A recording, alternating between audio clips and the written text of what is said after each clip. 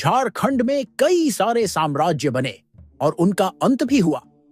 कालांतर में कई साम्राज्य खो भी गए, लेकिन झारखंड की सबसे प्राचीन साम्राज्यों में मुंडाओं का साम्राज्य को माना जाता है।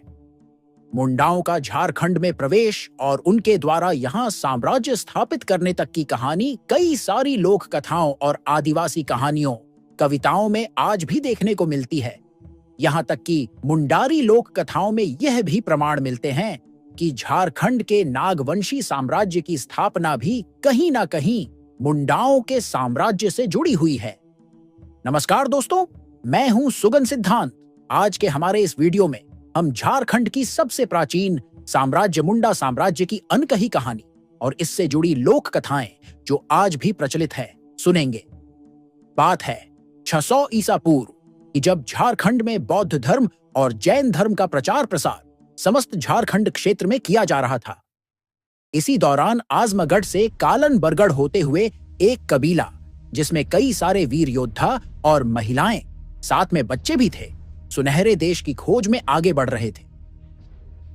इनकी संख्या लगभग 21,000 के करीब थी।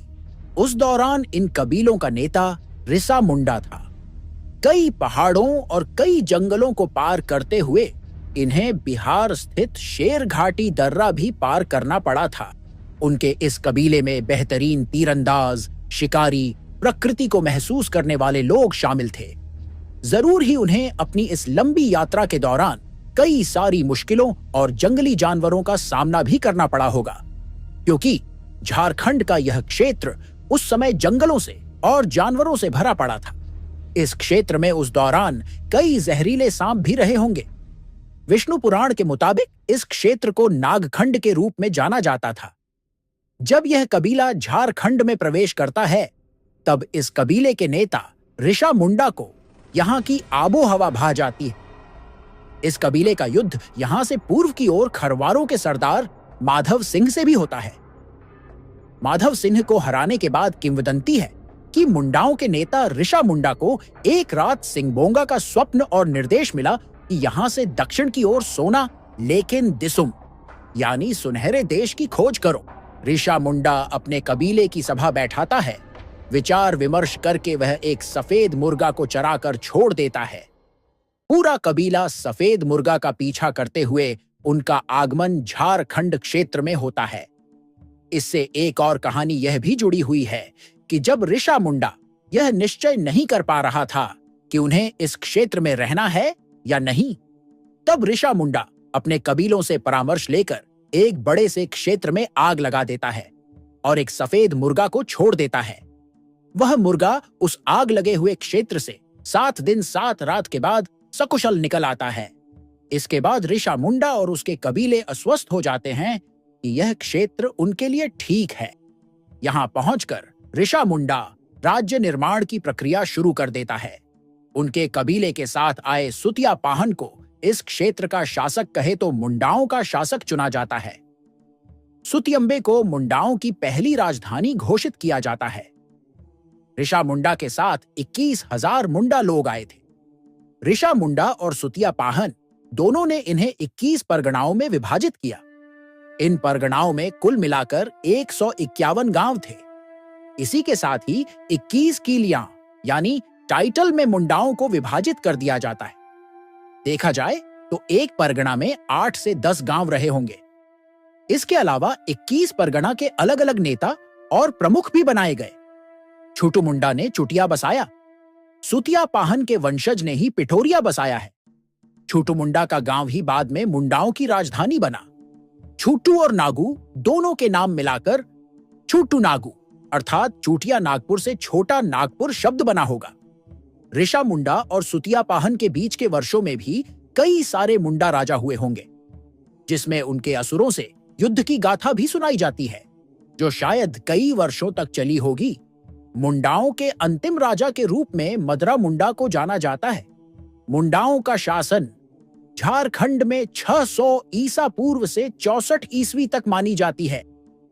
मदरा मुंडा के शासन के अंत के बाद ही झारखंड में नागवंशी साम्राज्य की कहानी शुरू होती है, जिसके पीछे एक लोक कथा भी जुड़ी हुई है, जिसे कई लोग इसे मिथक कथा भी मानते हैं। कहा जाता है मुंडा साम्राज्य ही नागवंशी साम्राज्य में तब्दील हो गया था। तो चलिए इस लोक कथा को भी सुन लेते हैं। Doctor A.B. बनर्जी अपनी किताब असुर इंडिया 1926 में लिखते हैं कि नाग असुरों की एक शाखा है। मगधराज जरासंघ असुर राजा के अधीन था। महाभारत के बाद नागों ने परीक्षित को मार डाला था। तब परीक्षित का पुत्र जन्मेजय ने बदला लेने के लिए नाग यज्ञ किया था, जो वासुकी और जरत्कारु मुनियों के रोकने पर रुका था। लेकिन पुंडरीक नाग वहां से बच निकला और बनारस में वेश बदलकर रहने लगा। यहीं रहते हुए उसने एक ब्राह्मण कन्या, जिसका नाम पार्वती था, से विवाह किया। तीर्थाटन के क्रम में पूरी जाते समय पिठोरिया के पास सुतियांबे तालाब के पास उसका प्रसव होता है और वहीं दोनों का देहांत हो जाता है। वहीं से गुजरते वक्त सुतियांबे के तत्कालीन मुंडा राजा मदरा मुंडा को वह बच्चा मिलता है, जिसे वह अपना पुत्र घोषित कर उसका नाम फनी मुकुट राय रखता है, जिसका वह पालन पोषण अपने सगे पुत्र दोम मुंडा के साथ करता है। दोनों जब बड़े हो जाते हैं तो दोनों के बीच में एक प्रतियोगिता राजगद्दी के लिए भी करवाता है, जिसमें फनी मुकुट राय सफल होता है। और इस तरह मुंडाओं के राजा के रूप में फनी मुकुट राय को सुतियांबे का राजा घोषित किया जाता है।